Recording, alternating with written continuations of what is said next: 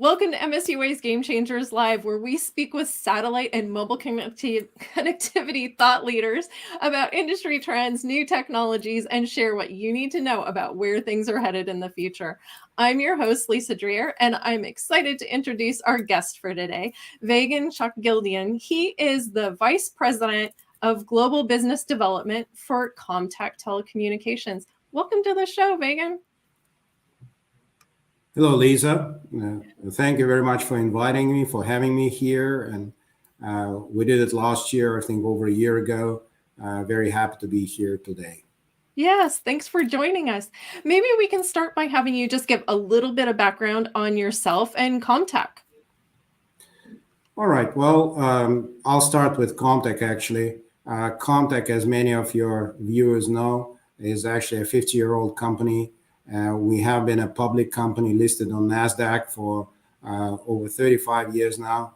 Actually, early this year, we had our Chief Executive Officer, Ken Peterman, ringing the bell at the closing ceremony on NASDAQ to mark the 35th anniversary. And all this time, over the 50 years I mentioned, Comtech has been at the forefront of technological and business innovation.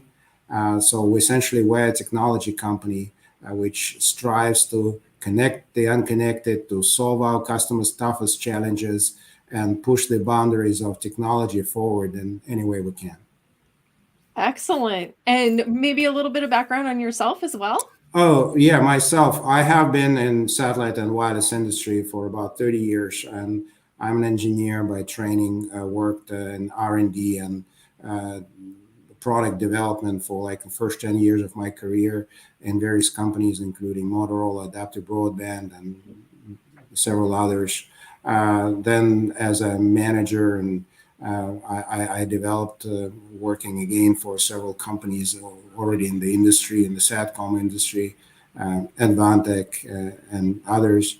And I have been actually one of the co-founders of UHP Networks, a startup, Canada-based. So we were fortunate to have developed it into one of the players in the VSAT solutions provider. And then after we were acquired by Comtech more than 2 years ago, I have been doing things in Comtech here and was involved in running several business units, held various positions, and more recently under the new leadership, they asked me to take my current role, which you mentioned earlier, which is Vice President of Global Business Development, working at the corporate group. Excellent. Wow, what an amazing background. So maybe you can tell us a little bit about what's happening at Comtech today. So Comtech today is changing. So we renew ourselves constantly, obviously never stand still in the 50 years of our history. And right now we opened a new chapter in the Comtech corporate development and development in terms of our business model and our approaches. So we announced publicly that basically we describe our current strategy as one Comtech, which means that Comtech, which has been traditionally composed of two parts, the space and satellite part, which many of your viewers will know, and the terrestrial and wireless part, which in the recent past we described as next generation 911. We are bringing those two parts, almost equal parts of Comtech, much closer together. We believe that there is a lot of demand for hybridized solutions out there. Both wireless and satellite parts of our business have been traditionally talking often to the same customers, such as the mobile network operators in North America, US, Canada, but also around the world. And so we see great synergies between two parts of our business. And that's what we mean by one Comtech. We used to have a number of business units, which we are now merging. We have merged, in fact, some months ago into two larger business segments, terrestrial and wireless, and satellite and space. We streamlined our corporate organization, and we're benefiting from cross-fertilization of two different fields of technologies, two different fields of business. Wow. So it sounds like Comtech's really well positioned for where things are headed, especially as we move toward hybrid networks. So where does that stand for Comtech in 2023? We can start by looking at the market demand and customer engagement, Lisa. So, what is happening? There's a seismic shift taking place right now, right in front of our eyes. We're seeing that essentially it has been a holy grail for all of us in the SATCOM industry to reach a state whereby we are able to address a truly mass market. So, I'm sure you went to the same conferences that I did over the last X years, and there is always an endless discussion about the price of the consumer terminal. What do we need to do to break this kind of ceiling of a few million of subscribers for broadband access, for satellite broadband access, and so on and so forth. What we're seeing now is that there is new approaches, new technologies, new constellations, new architectures being developed, whereby we essentially are able to have direct to device, mobile, standard mobile device connectivity enabled, therefore solving this problem, addressing this challenge. All of a sudden, the number of SATCOM terminals out there, rather than being upper bounded by a few million, now it's going to be a few billion, right? If all those plans are actually implemented. Obviously, there are some challenges on the way there. Otherwise, it wouldn't be interesting if everything was progressing smoothly. It's challenges, regulatory challenges, spectrum challenges, and so on and so forth. But all of this is fueled by 3GPP, NTN, release 17, release 18, and beyond. And so there has been a number of announcements out there that actually speak about the alliances being formed. And I'm not going to, many of your viewers know that. So I'm actually not going to allude to it directly. But coming back to Comtech, which was essentially your question, we believe we are very well positioned to ride this crest wave, if you will. So we have footholds in both and a great position in both wireless and satellite markets. We understand the technology, we understand the customer needs, we have channels to market, and we believe that our value proposition is very strong. And the hybrid networks, in all senses, wireless and satellite, but also even within satellite, multi-orbit, and so forth, multi-application.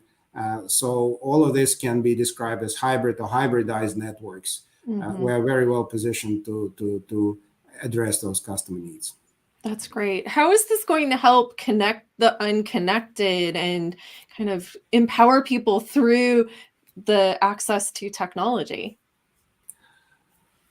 Part of the answer was in my earlier remarks when we were talking, like everyone, even in the, okay, first of all, okay, so we now have, we know that in the world there is still a big gap in terms of access. There are still billions of people out there without internet access. And together with the other industry players, we're working to democratize access, to actually proliferate it and connect those people currently unconnected. So what we are doing, we're making by leveraging both wireless and satellite technologies, where essentially what we're doing, whether it is direct to device, let there be no misunderstanding. I'm not saying that the only way forward in terms of technological progress is direct to device technology. Hotspot technology, other access technologies are definitely continue playing a big role in broadband access. Direct to device is still a very new technology which needs to prove its viability in terms of true broadband performance as opposed to messaging and so forth. But what we are doing is by developing every single day best price performance type of technologies, really cutting edge through technology innovation, Comtech will bring the technology connectivity to billions of people currently unconnected. That is great. That's really, really exciting.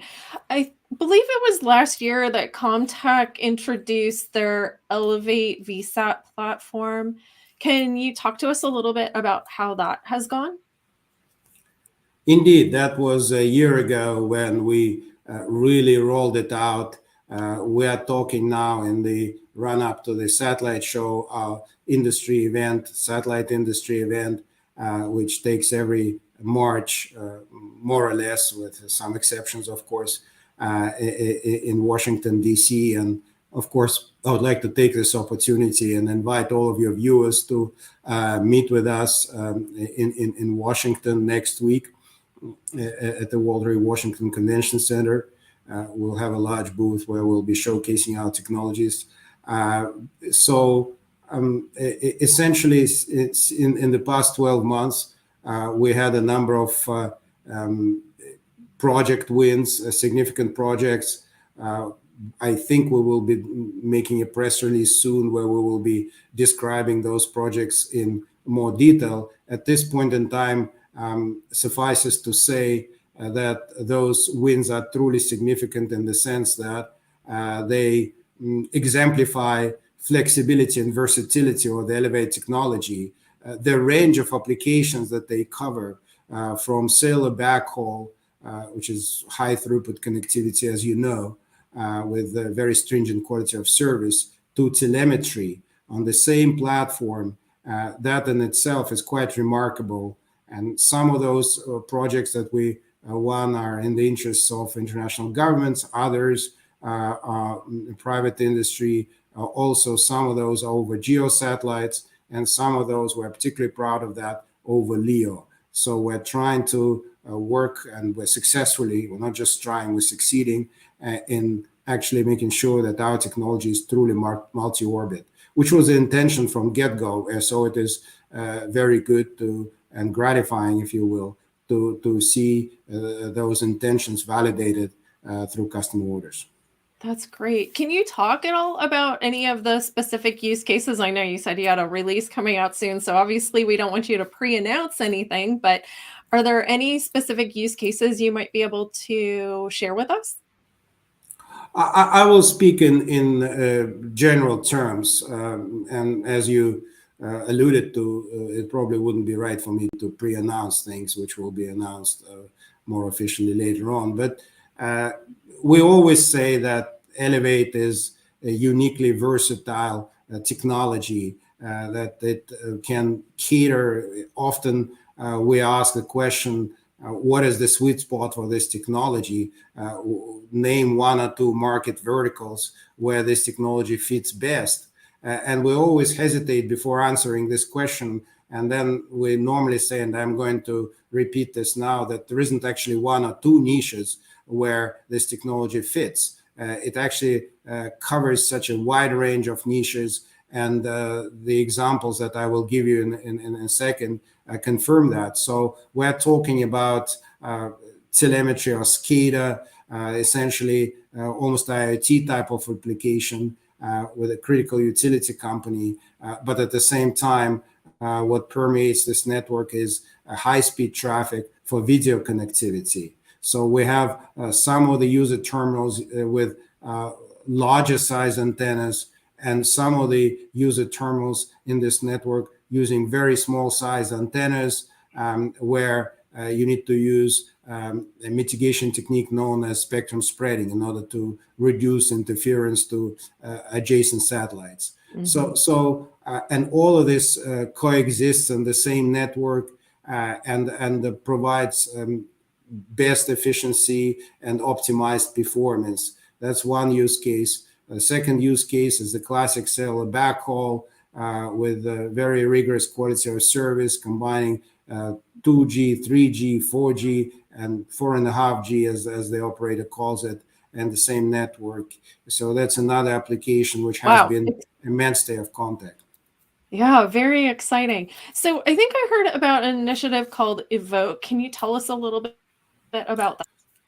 Right. Remember, we talked a few minutes ago about what really fuels our business development, and the same is true for the industry as a whole. It's the innovation, the creative spirit that was what founded Comtech and keeps propelling it forward. No matter what we do on the business side, on the operations side, uh, not much of it is meaningful unless we continue innovating. And Evoke is an initiative. It's our technology test bed, if you will, which we're building together with our partners. So it's a network of partnerships. We have partners, some of whom were announced in various press releases, which your viewers can review. And essentially, we're working with them under a defined framework. We're helping each other to develop certain key technologies. We're asking those partners and making support and funding available to them for certain deliverables so that we can have this, manage the risks, can try and test different technologies, hopefully succeed. If we fail early, because that's what R&D and risks are all about. That's what Evoke is about. And in our new corporate structure, our Chief Growth Officer, Anirban Chakraborty, is in charge of the Evoke initiative, and he's making big strides in actually achieving our goals. Wow, that sounds like a really exciting program, and definitely partnerships are such a cornerstone for our industry. One of the things that I wanted to take a moment to, I guess, end our session with is, as you probably know, last year, MSUA celebrated our 30th year as an organization representing the interests of satellite users and providers from around the globe. And I wanted you to kind of take this 30 years and think about, well, what does that mean for the future? So if you were to make a prediction about where we might be 30 years from now, what prediction would you make? My prediction will be that a lot of what is being discussed now will become a reality. That we will live in the world of a massive IoT, that the big data and ways of processing the big data, whether it's AI, neural networks, and so forth, will be we will be living smart cities, will be surrounded by autonomous vehicles, which will serve all sorts of purposes, and hyperconnectivity, which again has been talked about for a long, long time, will become a reality. And underlying it all will be new technologies, both wireless and satellite technology will move into new frequency bands where there is an enormous amount of bandwidth available. A lot of the implementations will become cloud-based, cloud-native, much like the Comtech Dynamic Cloud Platform, DCP. I should have mentioned that we recently announced at MWC last week, we announced our partnership with Microsoft, AODS, and this will become a reality. And so I'm just saying that this future, 30 years out, is very, very exciting and worth waiting for. And not only waiting, but actively participating in building that future. Wow, I can't wait. I'm so excited. That was an amazing set of predictions, and we have it now recorded. So as these things come to pass, we could say, "Hey, Vagan, let us know this was coming." Absolutely. So 30 years down the line, you and I will be sitting down and having another chat like we're having now. And I'm sure we'll be able to validate those claims. Absolutely, absolutely. Vagan, I want to thank you so much for being here today and making time to chat with us. Always a pleasure, Lisa. Thank you very much for having me here. All the best to you and to your viewers. Absolutely. I want to take one moment to thank the Mobile Satellite Users Association for hosting these sessions. If you would like to learn more about the MSUA, you can visit msua.org. And we look forward to seeing you the next time on MSUA's Game Changers Live.